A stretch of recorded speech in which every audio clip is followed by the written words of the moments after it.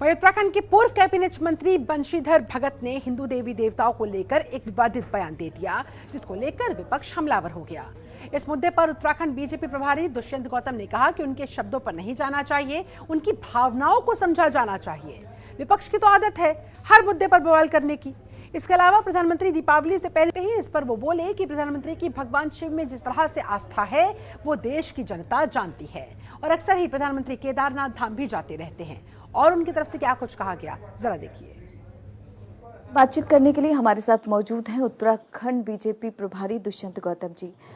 बंशीधर भगत की यदि बात करें, उन्होंने हिंदू देवी देवताओं को लेकर एक विवादित बयान दिया है, इसे आप कैसे देखते हैं? मैं उसमें ये कह सकते हैं, जब विपक्ष बोल रहा है तो कि शब्दों का थोड़ा सा चेन में गलती हुई है। देवी देवताओं को जो उन्होंने बयान दिया है कि लक्ष्मी चाहिए और पैसा चाहिए तो लक्ष्मी को पटाना चाहिए, धन और शिक्षा चाहिए तो सरस्वती को पटाना चाहिए। अगर आप एक अच्छी बुद्धि से सोचते हैं तो मैं भी अपने पिताजी को पटाता था पैसे ज़्यादा लेने के लिए, मैं अपनी माँ को भी पटाता था कहीं बाहर जाने के लिए। ये एक शुद्ध भावना है और इसी के नज़रिए से उन्होंने अपने उन बच्चों को बताया था, समझाने की कोशिश की थी। जैसे हम छोटे बच्चों को समझाते हैं कि स्विच में हाथ मत लगाओ बिल्ली आ जाएगी, है ना, तो ऐसे समझाने की कोशिश की। लेकिन कांग्रेस की मानसिकता जो है, वो जिस मानसिकता के वो लोग हैं उस मानसिकता से सोचते हैं, इसलिए वो क्रिटिसाइज कर रहे हैं उस बात को। मैं लगता हूँ शब्दों का तालमेल और शब्दों का चेन अगर वो अपने उम्र के हिसाब से करते तो सही करते, लेकिन बच्चों में थे तो उसमें भी चेन की थोड़ी सी गलती हुई है। हालांकि विपक्ष ये सवाल कर रहा है कि उन्हें इस तरीके का बयान नहीं देना चाहिए। साथ ही उन्होंने ये भी कहा है कि भाजपा की मानसिकता दर्शाता है जिस तरीके से बंशीधर भगत ने ये बयान दिया। नहीं, मैं वही कह रहा हूँ कि उनकी मानसिकता दर्शाते हैं कि वो कैसा सोचते हैं।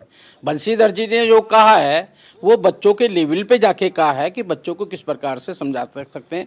हम भी मंदिरों में जाते हैं, हम भी प्रार्थना करते हैं, हम 2 घंटा करते हैं तो कोई 5 घंटा करता है। हमारे प्रति हर आदमी अपने तरीके से अपनी श्रद्धा का व्यक्त करता है, उनसे अपनी भावनाओं को जोड़ता है, उनसे कुछ प्राप्ति के लिए करता है। उनकी भावना तत्काल इतनी ही रही। लेकिन कांग्रेस वालों को तो लगता है ना कि मंदिरों में जाते हैं तो लड़की पटाने जाते हैं। राहुल गांधी कहा करते थे कि लड़की पटाने के लिए जाते हैं। आज आम पार्टी वाले भी, उनके जो गुजरात के अध्यक्ष ने खुद कहा है कि मंदिरों में नहीं जाना चाहिए, गरबा में नहीं जाना चाहिए, उधर नहीं जाना चाहिए, वहाँ छेड़छाड़ होती है। और उनको पता नहीं यहीं से संस्कृति और संस्कार सीखे जाते हैं। लेकिन उनकी बुद्धि जैसी है वैसा काम करते हैं, वो जैसा उन्होंने किया अपने जीवन में वैसे ही बोलते हैं वो। इसलिए मुझे लगता है उनके बातों पे ध्यान नहीं देना चाहिए, उनकी भावना क्या रही है उस पर ध्यान देना चाहिए।